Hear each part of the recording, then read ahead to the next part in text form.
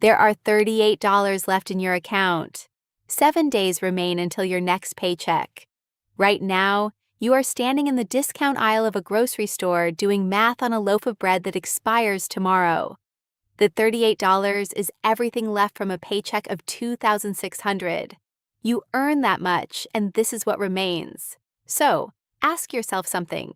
If your salary doubled tomorrow, would your life actually change, or would you just spend more and still end up counting days until the next payday? This video is about exactly that question. It follows a warehouse worker living on a low wage, and the single afternoon that completely rewired the way she thought about money. What she learned that day did not just change her life, it might change yours too.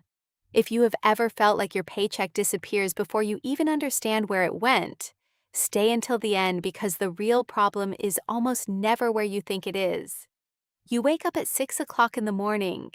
You walk to the warehouse because even bus fare is a line item you have to think twice about. Boxes press into your shoulders all day. Forklifts hum around you.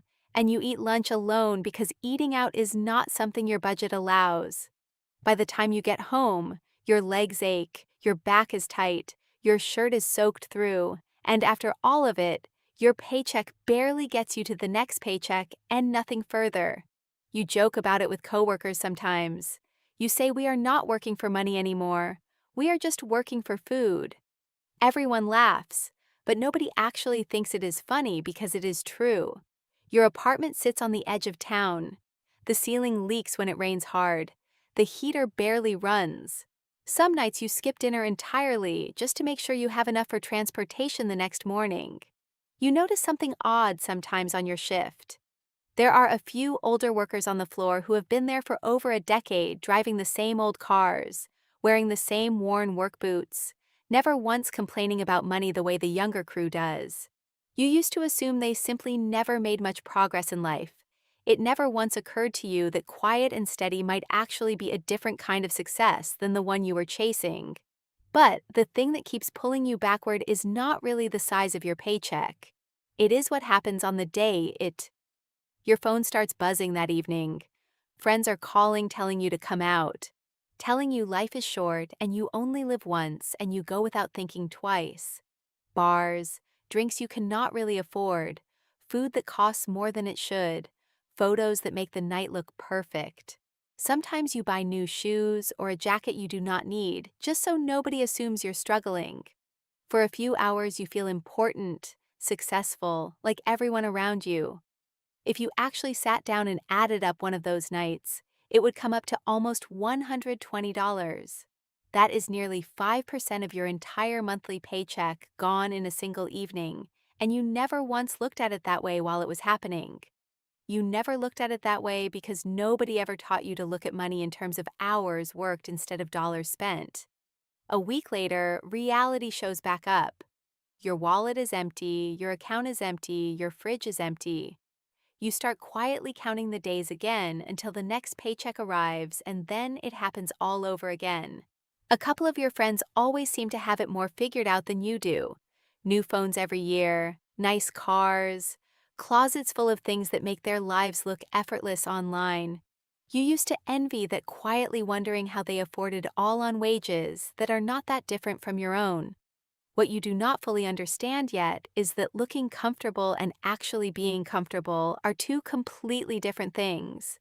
And most people around you are working just as hard to hide their struggles as you are to hide yours. One afternoon, you are walking home from your shift and you pass a small restaurant. The smell of something roasting fills the street. Your stomach growls loudly. You check your pocket and there is only enough for a loaf of bread. You stand there for a moment watching other people eat meals you cannot afford, and then you quietly walk away. That night, you lie awake staring at the ceiling, asking yourself why you work every single day and your life never seems to move. The next month plays out exactly the same. Paycheck, going out, spending, an empty wallet, waiting again. Your life has turned into a loop that never breaks. You start to notice the pattern has a shape to it, almost like a chart you could draw on paper. A spike right after payday, then a steep and steady drop, Then a flat empty line for the last several days before it happens all over again. You just never had a name for it before. Some people call it living paycheck to paycheck, but hearing the phrase out loud never quite prepares you for what it actually feels like to live inside it month after month with no end in sight. One Saturday evening, walking home through your neighborhood, you hear shouting. A landlord is standing outside a gate furious. A frightened tenant stands beside two bags that hold everything his family owns. The landlord is yelling that he has given enough time, that the man works every day but never has the rent, that if he cannot pay, he needs to leave and go build his own house somewhere else. The tenant's wife starts crying. Their daughter grips her mother's dress. The man lowers his head and says he will pay next month. The landlord shakes his head and says he has heard that every month, that the man works, but he never plans. Those words were not meant for you, but somehow they land exactly like they were. You work, but you never plan. You look down at your own worn shoes, then toward the small room you rent a few streets away. What if that is you one day, standing exactly where he is standing? The thought scares you more than you expect, and it stays with you the entire walk home, sitting in your chest like something heavy you cannot put down. For the first time, you realize something. It was never just your paycheck keeping you stuck. It was what you did with it after it landed. The next morning, instead of sleeping in, you walk to the public library. You have never actually been inside.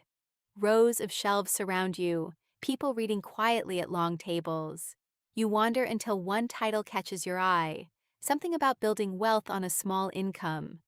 You borrow it and take it home.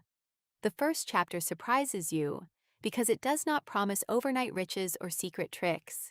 It says a small paycheck is not your biggest problem. The absence of a plan is. You sit with that sentence for a long time because it describes your life exactly. Later in the book, there was a short passage that stops you completely. It says, if you save just $20 a week and let it grow slowly over 30 years, it can turn into tens of thousands of dollars without you doing anything heroic at all. Just $20 week after week left alone to build on itself. You read that paragraph 3 times because it feels almost too simple to be true, and yet nothing about it sounds like a trick. It is the first time anyone has explained money to you in a way that does not feel like a lecture or a sales pitch. When your next paycheck lands, you do not go out. Your friends call asking where you are. You tell them you are staying in tonight. They laugh and ask what happened, whether someone finally made you boring. You laugh too and tell them no. You just do not want your future disappearing in one weekend anymore. That night, for the first time in years, you cook your own dinner. Nothing fancy, but enough.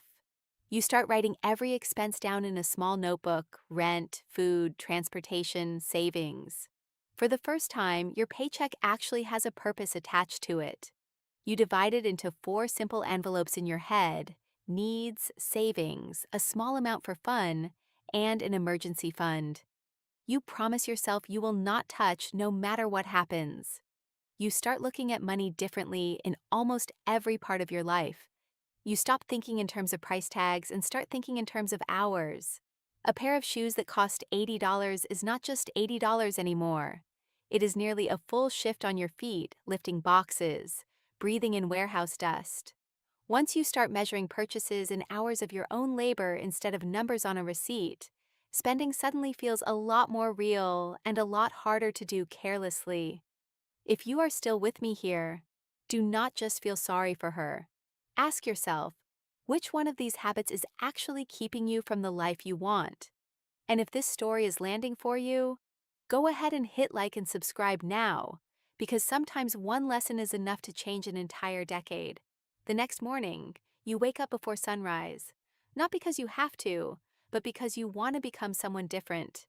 You make your bed, eat something simple, and read 10 pages before heading to work. You quietly repeat one phrase to yourself, one day at a time. At the warehouse, nothing on the outside has changed. You're still stacking boxes, still earning the same small paycheck, but something on the inside has shifted completely. While other workers complain during breaks, You open your notebook and write down ideas, business ideas, savings targets, plans for the future. A coworker laughs and asks if writing in that notebook is going to make you rich. You smile and say no, but it might stop you from staying poor. You start paying more attention to your own habits and where the money actually goes each week, tracking it the way you never bothered to before. It is uncomfortable at first, seeing the real numbers written down instead of just guessing. But the discomfort fades fast once the plan starts to feel like yours instead of something you read about in a book. Every payday now follows the same pattern. Rent first, only what you actually need, cooking at home, a small amount saved before you spend anything else. At first, the savings look almost pointless. Some months it is barely enough to fill a small envelope, but you remember another line from that book. Never laugh at small savings because one day they become big opportunities. One afternoon, you walk down the same street where, years earlier, you watched a family get forced out of their rented house. You stop, look at the houses around you, and smile quietly. Not because you became famous, and not because you became the richest person in town, but because you no longer fear losing the roof over your head. A few years later, you finish building your own modest home. The day you get the keys, you stand alone in the empty living room and remember every night you went to bed hungry. Every week your entire paycheck vanished in a weekend. Every tear you hid because you thought your life would never change. You look around, close your eyes, and quietly say thank you. Not long after, your mother comes to visit.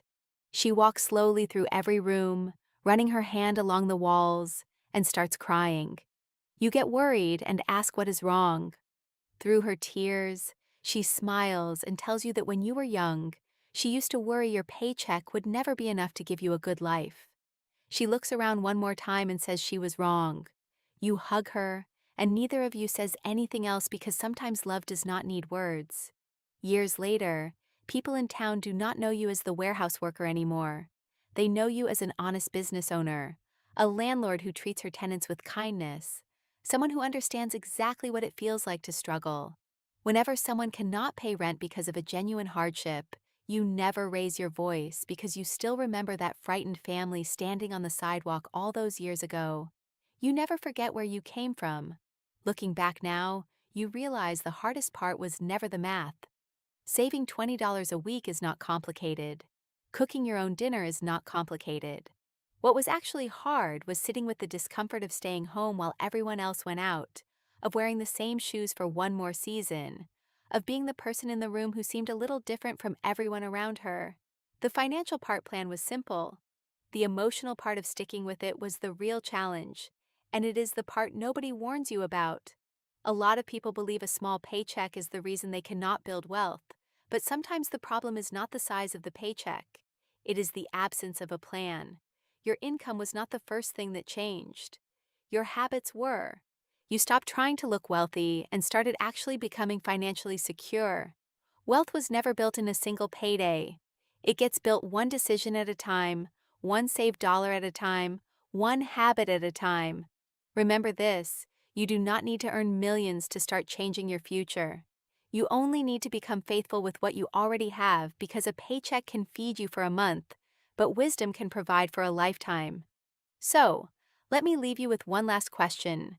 When your next paycheck lands, will it disappear or will it become the beginning of a different future? Tell me in the comments, what is one habit you are going to change starting today? If this story meant something to you, go ahead and like the video, subscribe to the channel, and send it to someone who might need a little hope today. Your next paycheck could be the first break in the future you have been working toward. See you in the next video.